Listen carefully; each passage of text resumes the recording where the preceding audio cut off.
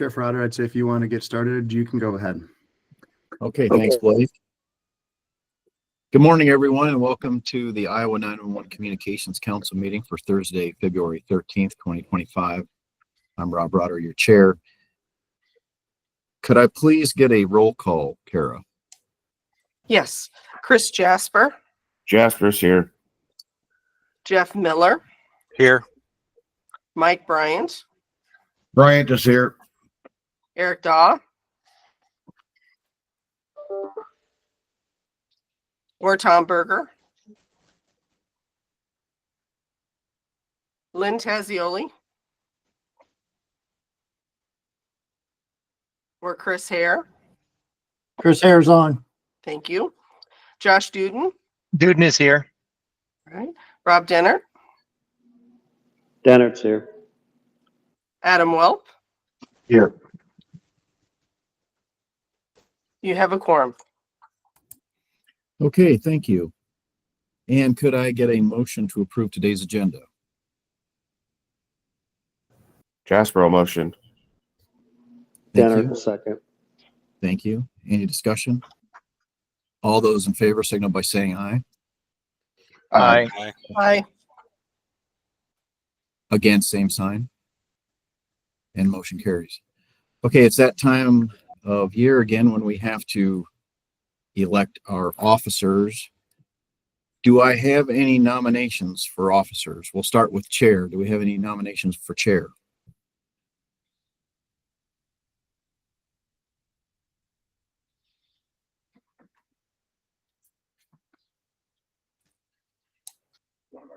Does Chair anyone- Rotter.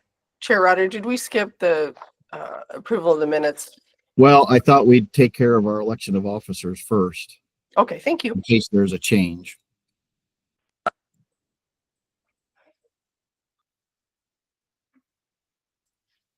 Do we have any nominations or interest in chair? Sheriff Rotter, I think if you're interested, I would nominate you to stay as chair. You do a great job. Thank you. Is there any other nominations? Okay, hearing none, do we have a motion to re-elect Rotter as chair? Bryant, so moved. Okay, do we have a second? Jasper will second. Any discussion? All those in favor signal by saying aye. Aye. Aye. Against, same sign. And motion carries. Okay, our current vice chair is Rob Denner. Rob, are you still interested in being vice chair? Yes, I'm willing. Okay. Are there any other nominations or anyone wish to nominate the vice chair?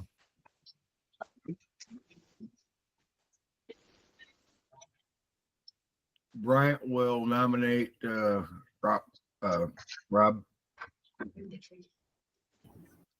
Okay, I have a nomination for Rob Denner for vice chair. Any other nominations?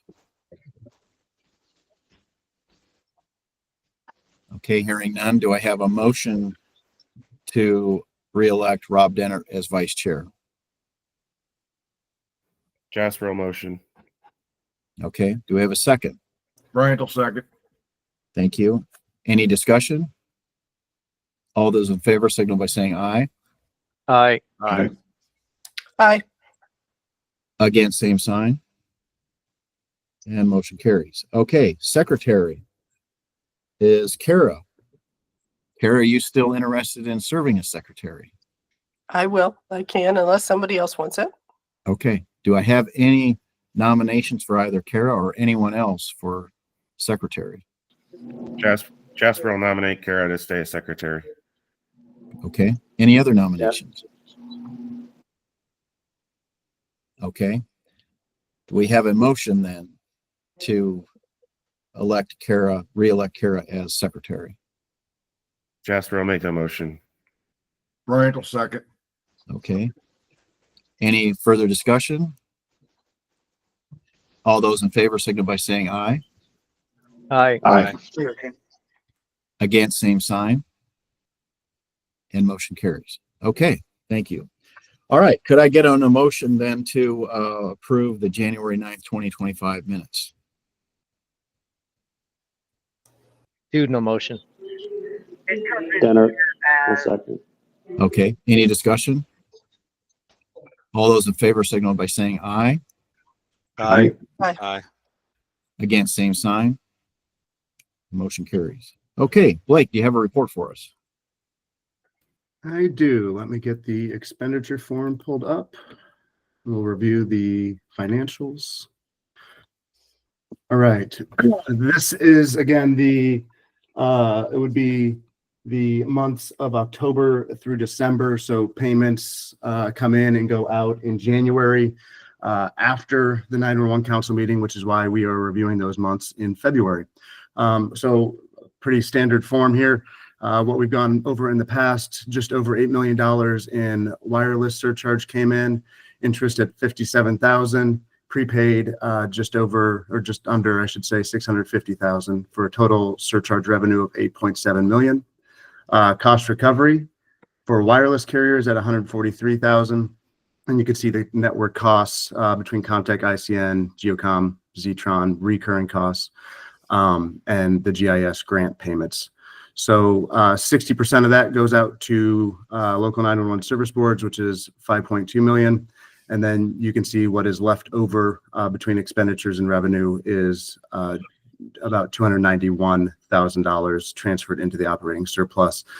So that is a positive indicator that we're able to put some into the operating surplus. However, I'll point out a little bit further down below with the quarterly non-recurring costs for virtual consolidation, we still spent more out of the surplus than we put in. So as has been the case the last number of quarters, when we factor in the catastrophic reserve that we were able to maintain at 12.5% of annual revenue, that is actually a negative number. So that continues to remain the same. Any questions on the quarterly surcharge, quarterly expenditure report?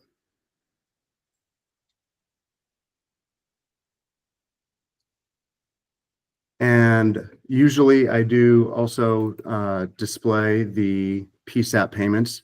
Really nothing to note out of the ordinary on this, but I would take any questions if there are any questions on the PSAP payments for the quarter. Not hearing any, we will go into the normal slide deck.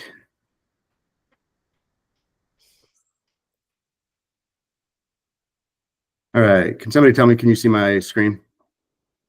Yes. Okay, Yep. Sounds good. All right, so diving right into the legislative update, House Study Bill 104 is the department bill that we submitted to address the 911 funding and Next Gen 911 transition. Obviously, it is not what we talked through during the council meeting a couple months ago. We did hold a webinar with PSAPs and with 911 stakeholders to kind of talk through, why the bill is what it is. At this point, the subcommittee meeting on that bill is scheduled for next Thursday at 8:15 in the House Lounge.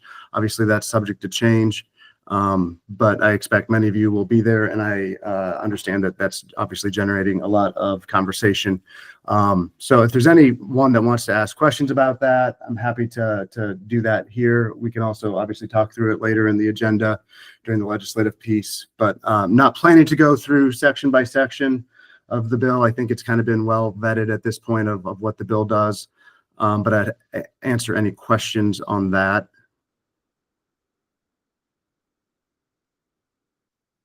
Okay. Next bill to talk through, and this is one I sent out to the community yesterday. Senate File 271 is a bill by Senator Clemish that would modify voting membership on county 911 service boards. So had a number of questions that came in over email, and it really just it would limit out of county voting members on a 911 service board. So if you have a fire service or law or EMS that is housed outside of your county, but it serves a portion of your county, that political subdivision would have non-voting membership only. So as it stands today, that political subdivision would earn voting membership, and this would just make it so that the county service board is really, the voting members are from within the county itself. So I've not seen that has been scheduled for a subcommittee. I don't even think it's been assigned to a subcommittee yet, at least the last I looked. So definitely more to come on that one.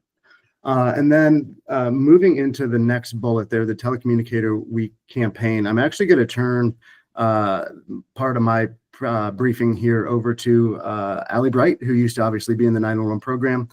She is now our public information officer for the department, and she has a few slides to present on the upcoming Telecommunicator Week campaign. Good morning, everyone.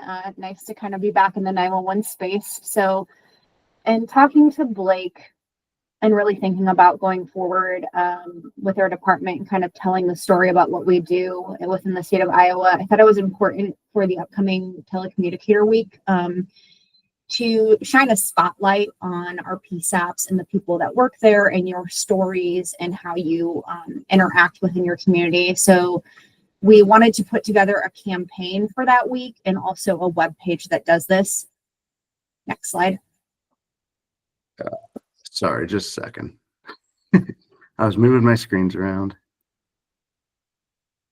All right, so we're looking to kind of do a combination of social media posts, videos, and we're also going to do a web page that highlights some of our telecommunicators, the PSAPs, and then also provide some information about, the basics of 911, what it is, how to call, what to do, that kind of thing. So we're looking for volunteers. Blake will be sending out an email. There's a Google form that kind of asks you some questions about what you would like to see, if you would be interested in participating. There's some questions. You can answer one, you can answer all. But what we're looking for is people to answer these questions from anything like, what do you think is important for Iowans to know about 911? Tell us about a call that impacted your life, or made an impression on you. Tell us about why you became a 911 telecommunicator, things like that. So please take a look at that survey, pass it out to all of your telecommunicators at your PSAP. We really want some good participation on this. If we ask for some video or pictures, your headshot's fine, just a candid picture of you, in your uniform or in your polo or t-shirt, even a picture of your PSAP, anything that's going to kind of help people connect and say, hey, that's in my county, that's in my city, I know where that is. We want them to know who you are and know what you do on a daily basis. So like I said, we're going to have that social media and that dedicated webpage. Next slide. So again, kind of recapping why a campaign. So it helps the public really get to know 911 and know what you guys do. I think you probably feel the pain we feel in emergency management, where it's no one really quite knows what you do.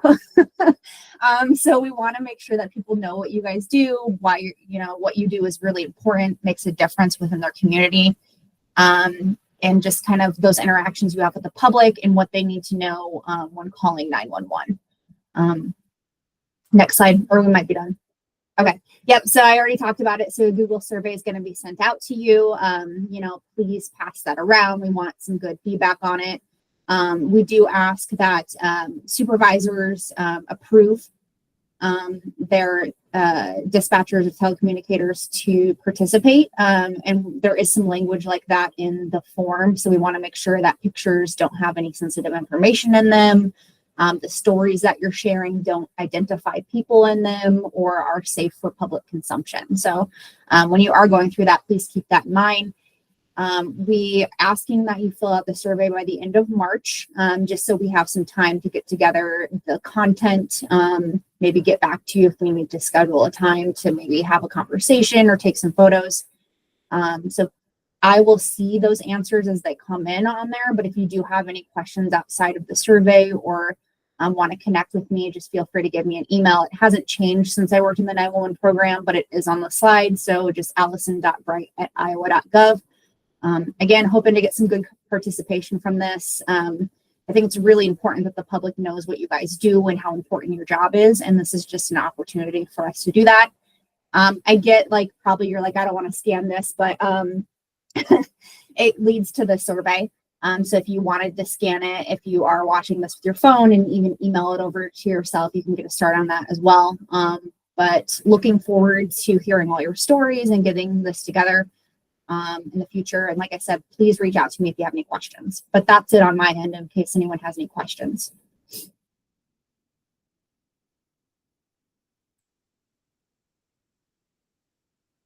This is Mike Bryant. I think this is a wonderful idea, and while I know how important the 911 calls are, I wish this was about 2 months earlier. I would beg on my hands and knees, please, for anybody participating in that. I understand the stories and the importance of the 911 calls. Again, I'm repeating, sorry. But please take it upon yourselves to tell in this story the 999 other jobs that the telecommunicators do in the PSAP centers, so we have a little bit of information down the road to share with those people sitting in the Golden Dome, because it is vitally critical. So again, I'm begging you, and I hope everybody listening continues to tell that story, because we need to know and share with those people with this legislative bill that's in the hopper, as we'll call it. Please tell us the other things that you are vitally important to your community besides just taking the calls. Thank you.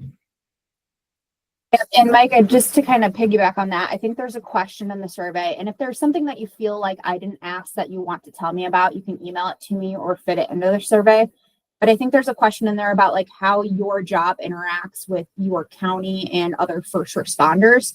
So that's a good opportunity to talk about, well, you may think we just take these 911 calls, but we're also doing X, Y, or Z. So you're correct. Like, I want the whole story. So whatever you feel is important to share about what you do, or that you want the public to know, that's what this campaign is for. So please make sure that, you know, you're sharing your stories with me. And if I have any follow-up, I will reach out to you. So if you are participating, you will hear from me.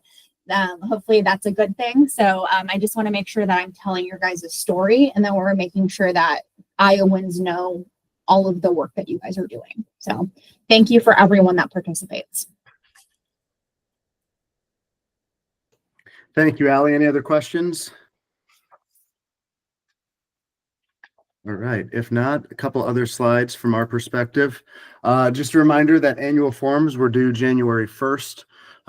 10 service board membership forms are still outstanding. You can see the names there.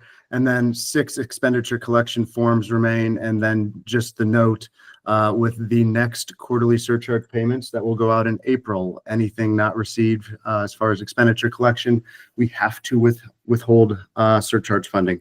Don't like to do that, obviously, but if we don't receive them by then, that is the timeline for when we have to start withholding funds.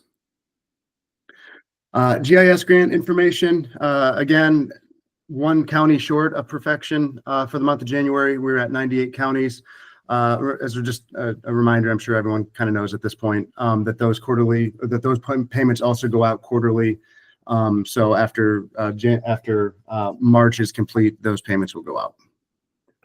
You have 2 public education and training, 1 each, applications to consider later in the agenda. Muscatine County with a call simulator for public education, and DPS has requested a CTO course for training. Any questions for me? Blake, this is Mike Bright. I have one back on Senate File 271 on the voting. Are you aware of, was there a problem, or is this more of I guess foresight to prevent a problem? Are you aware of something that particularly happened? So I don't want to speak for Senator Clemish and his reasoning behind bringing the bill. When I've heard this as a topic come up in the past, just from the community, it generally involves, you know, if there's a good number of political subdivisions from outside the county that might be on one radio system, that they're able to vote in a block to kind of sway the vote one way or the other. So that's where I'm familiar with the topic. I don't necessarily know if that's the main reason behind this. But again, it's just kind of, if there's a topic at hand and enough out of county voters on the board, they're able to really make decisions on behalf of the county that they don't reside in, kind of, so to speak. Yeah. Oh, okay. All right. Thank you. Yeah. Just, will you let us know when there's a subcommittee meeting or something on that one as well? Sure will. Thank you. Mike, this is Rob. Just to add to Blake there, I think one of it is just a housekeeping issue, in that when you have several of these other responding agencies that only have a handful of residences maybe in that county, they tend not to show up to the service board meetings, which really makes establishing quorums very difficult. So in a matter of housekeeping, that's another issue that we face. Okay. Great. Thank you. Yeah, Blake, do they still count as the quorum, even though they don't have voting rights? You probably have to go back to what your bylaws say for a quorum, if it specifies voting members or total members. And just as a reminder, you can kind of adjust your quorum in your bylaws as well. So it probably varies county by county. Okay, thank you. Yep. Any other questions for me before I turn it over to our shared service update? Okay, Lynn, go ahead.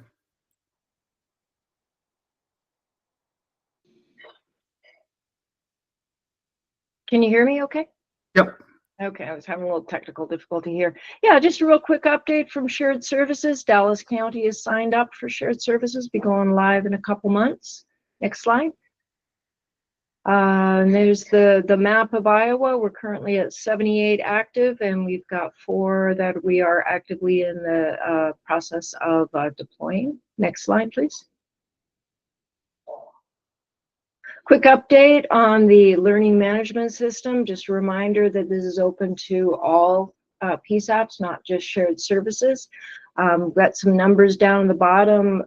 Just wanted to highlight excuse me, the increase over January.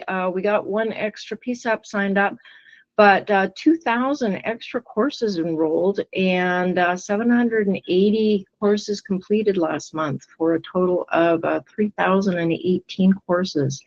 That's really impressive. And if anybody's interested in more information about the LMS, they can email Christy Wade there at motivations.com. Next slide. And just a reminder, if you want to get on our periodic email newsletter that goes out, just email me at lynn.warren@zetron.com. And that's it for me, unless there's any questions.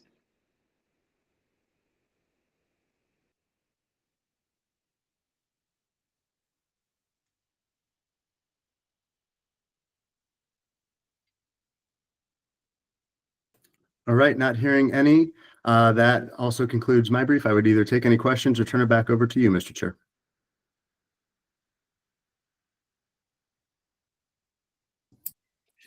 Okay, thank you, Blake. Moving on to training fund requests, we have a request from Muscatine County Public Education 911 call simulator for $10,000. Do we have anyone from Muscatine County that wishes to speak on this? Yes, I can, sir. So even though this says that it's for Muscatine County, we're just going to sponsor and pay for it and host the equipment, I guess I should say. The equipment's actually going to be used by anyone within the Eastern Iowa Supervisor Group, so that's approximately 30-some counties. So it's just basically a 911 call simulator to be used with children out at public education events and so forth. I had sent the flyer to Blake. I think that got out to anybody. I can take any questions. Again, we're just going to keep it here in Eastern Iowa. for any of those centers to use and kind of move it. They can reserve it and utilize it anytime they have a public education event. Okay. Does anybody have any questions? Is this the same one that Clinton County has? Do you know, Chris? I believe it is. Okay. Chair Rotter, this is Karen. I will abstain since I'm in that Eastern Iowa Supervisor group. Okay. Yes, I obviously will also. Okay. Any further questions?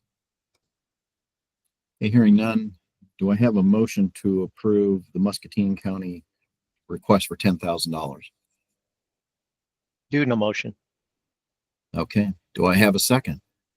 Harold second. Okay. Any discussion? All right. All those in favor signal by saying aye. Aye. Aye. Aye. Aye. Against, same sign. And motion carries. Okay, we have another one from DPS for APCO CTO for $8,640. Is there anyone who wishes to speak on that? Yeah, Spencer Bizzoni here, lead communications specialist at Storm Lake State Radio. Yeah, as you can see here, it's a CTO class. It's going to be held with APCO and hosted by Iowa DPS. It'd be April 29th through May 1st, and have secured a hosting facility with Storm Lake Fire Department. Been wanting to get this class in northwest part of Iowa for a couple of years now, and spoke with some neighboring agencies and other DPS centers to see if there's any interest. The majority stated there would be some significant interest and have shared the link with other agencies, or we will share the link with other agencies once we get the funding secured. The link would be posted on the criminal justice calendar as well as APCO social media, and the additional 10% would be covered by Iowa DPS and free to all other PSAPs that sign up. Okay, do we have any questions? Chair, this is Duden. I'll be abstaining from this vote since it's a DPS sponsored. Okay. Any questions? Okay, then I would entertain a motion to approve DPS for the request of $8,640. Chair will make the motion. Thank you. Do I have a second? Jasper will second. Thank you. Any discussion? All those in favor signal by saying aye. Aye. Aye. Against, same sign. And motion carries. Okay. Do we have any technical advisories?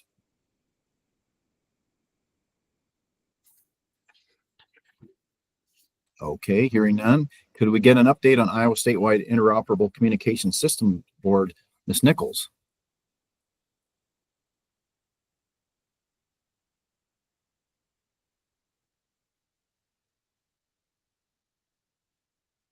Not hearing you, so you Are might. you able to hear me now? Now we can hear you. Okay, sorry, I had the wrong button there. Good morning, everyone. I have a quick report for you, just to update everyone that the Communications Unit Leader course will be held April 1st through the 4th, Council Bluffs, with a 30 seat maximum, and we already have 12 students registered, so we've met our minimum. That class will move forward. If anyone's interested, please register. We're getting to that point where you should probably be making those travel arrangements and getting those registrations in. There's a two-step process to register, so it's going very smoothly, and you need a number of prerequisites. So please check the website to get that link, or send me an email if you have trouble finding it. But things are moving forward. And also there will be a CommT or Communications Unit Technician course later in the spring in Cedar Rapids. I will have more information on that. I know I've mentioned it a number of times. We are just finalizing a few things with our instructors for that course. And I believe ECC Myers will talk about another couple of courses that are held in the region, in the Kansas City area. If anyone is interested in some courses that Iowa can't provide or our schedule doesn't provide for, you could attend those courses. So please reach out to us, myself or Chris, and we can get you more information on that. We did have our DPS legislative night mid-January. And then yesterday we had a subcommittee meeting for Senate File 89, which proposes some changes to 80.29, which is ISIC's board duties. That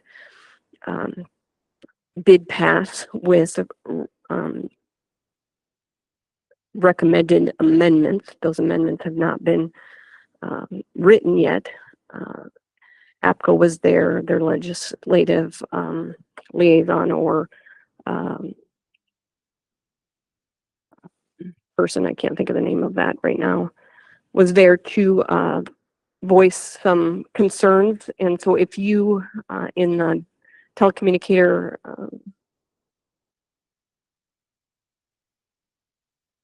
community haven't read that yet, you might want to take a look at it as it's moved forward, and I will keep everyone updated as the schedule for that bill moves forward. And that's all I have for the group today. Are there any questions for me?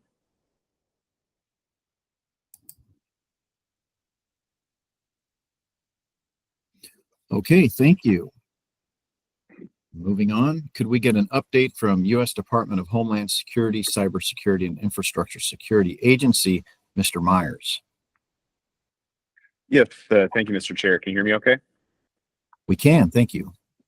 All right, thank you, and good morning to the 911 Communications Council. Appreciate the time today, as always. The report this month has a lot of stuff that ties back into a cybersecurity advisory that came out last year. You may recall this Compromised Critical Infrastructure Cybersecurity Advisory that talked about how state-sponsored actors, such as the People's Republic of China, were working to deeply position themselves in critical networks related to information technology, communications, power generation, you name it. They were trying to get a foothold into those networks and have a presence to do espionage, potential other activities such as data exfiltration and whatnot. At the time, the cybersecurity outlined threats and targeted systems, and it also talked about tactics and techniques. Since this advisory has initially come out, we do have some new products that have been released that help supplement the information provided within this guidance. On the next slide, we do have a new product that has come out. This is basically guidance for your edge network devices. And you may be asking, what is an edge network device? This is your firewalls, your routers, your VPN gateways, other types of Internet of Things devices and servers that may be tied to your systems.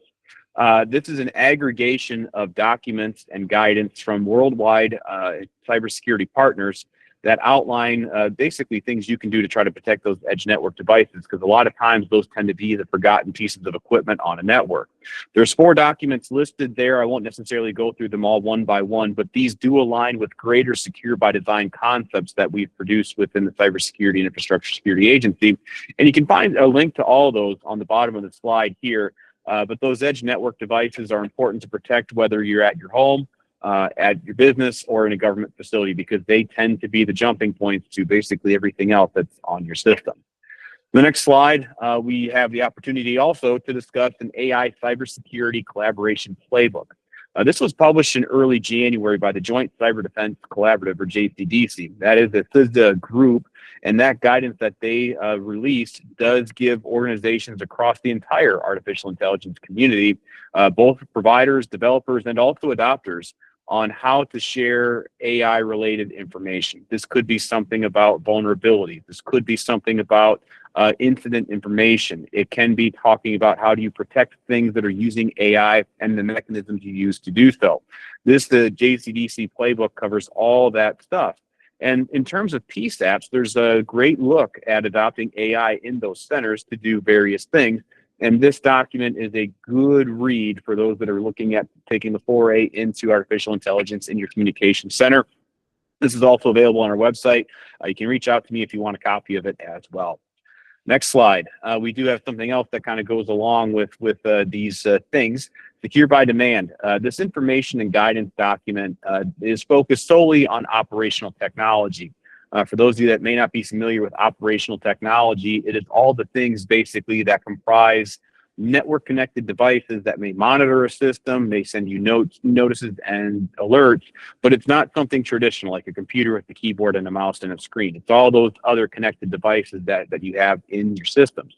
The thing here that's probably the most relevant and pertinent to this group is that we are seeing more and more threat actors that are targeting specific types of operational technology as opposed to agencies themselves.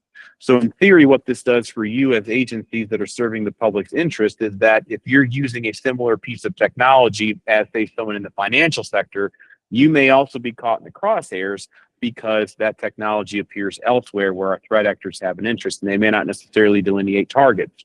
So this is a good read. It helps you get a good idea of 12 key security elements that you can incorporate into your processes to help protect your systems. Next slide. We have the Active Assailant Emergency Adoption Plan.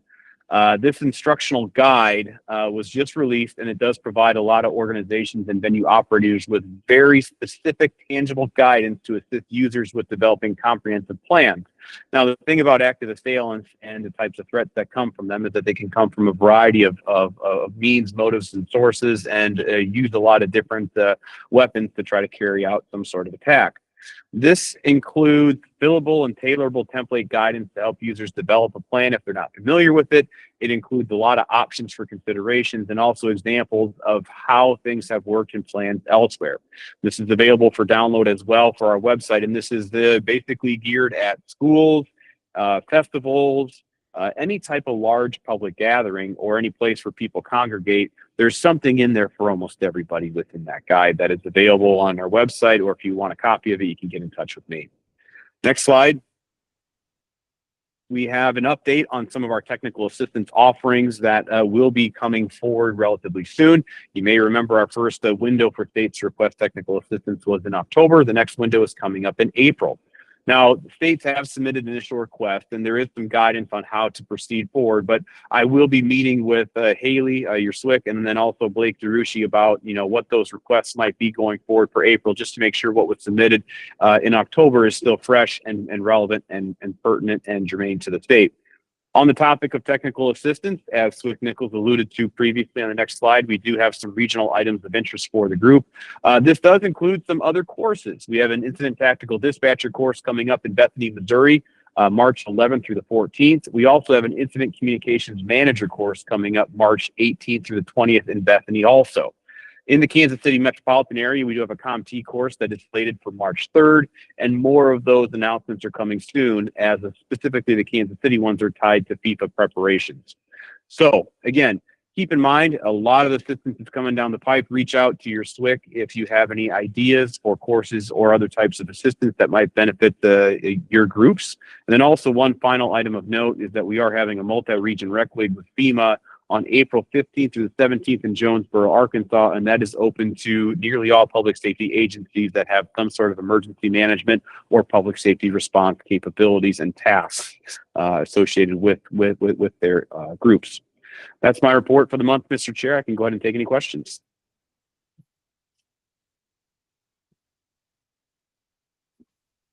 Okay, thank you. All right. Moving on back to legislative issues. Is there anything anyone wishes to speak on?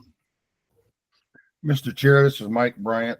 I would like to maybe state the obvious, but a little bit of background.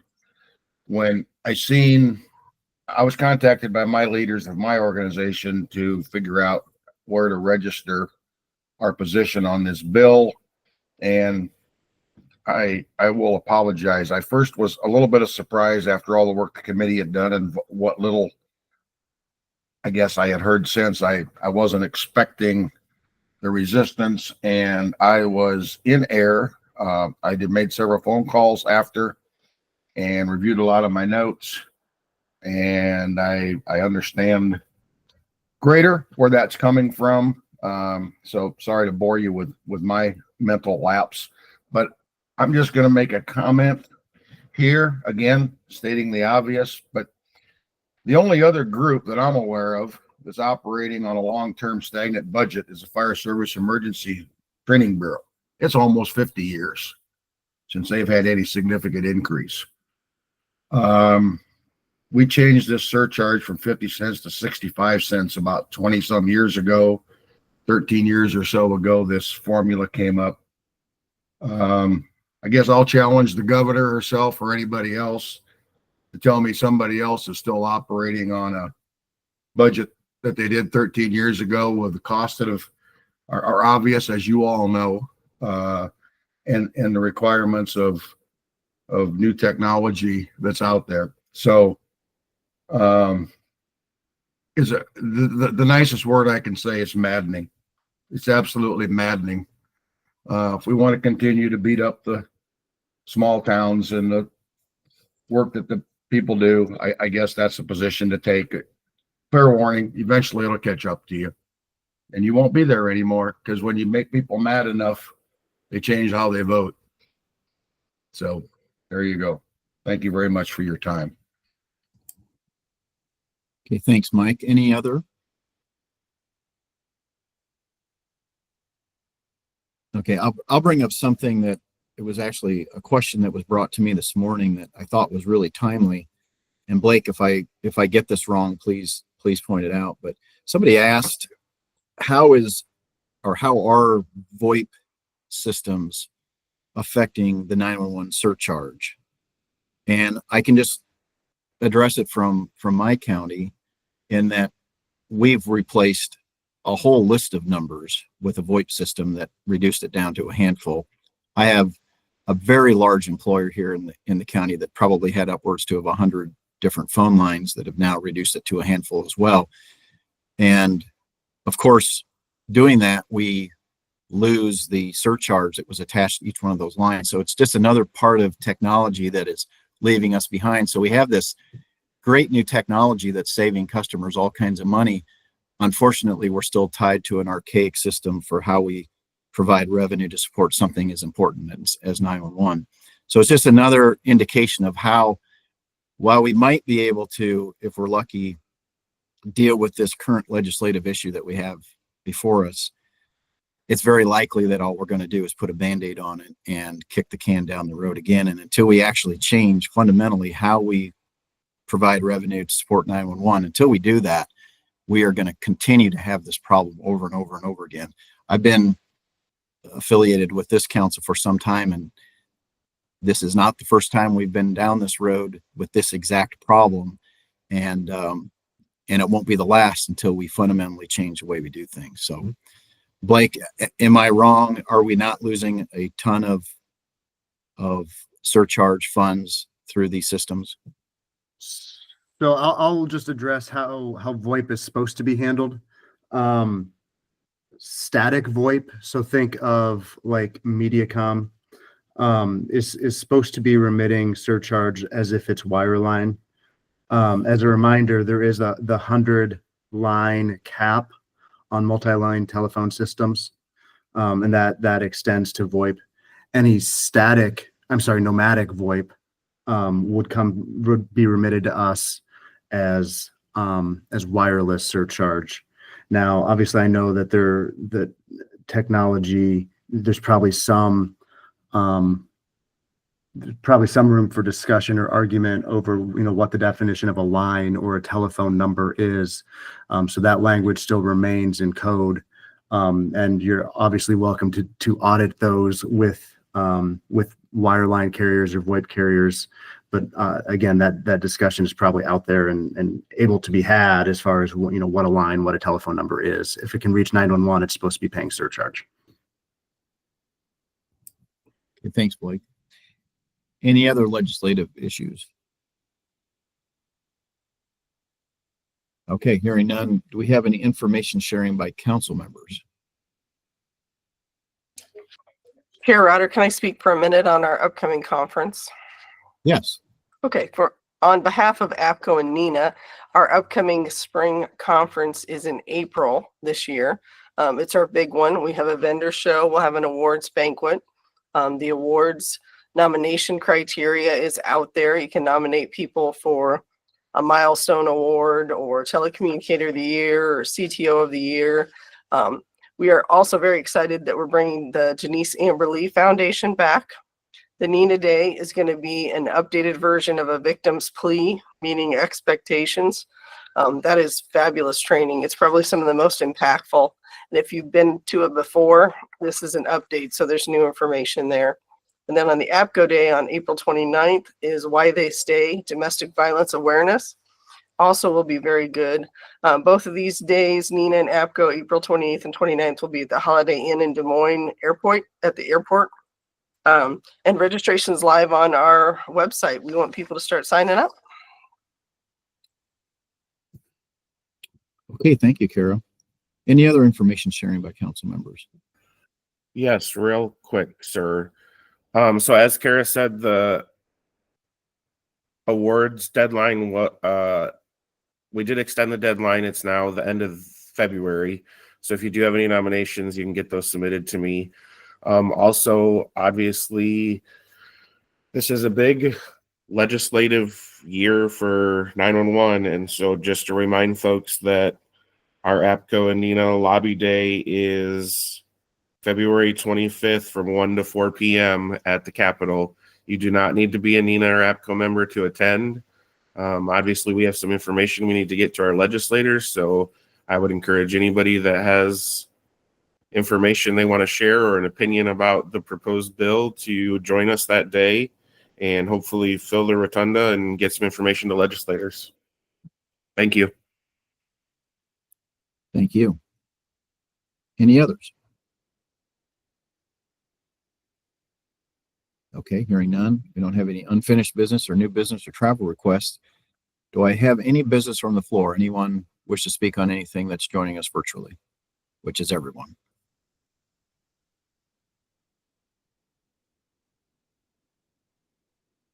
Okay, hearing none, I would entertain a motion to adjourn. I'll make a motion to adjourn. Okay, do I have a second? Jasper will second. Okay, all those in favor, signal by saying aye. Aye. Aye. Okay, we're adjourned. Thank you, everybody. Thank you.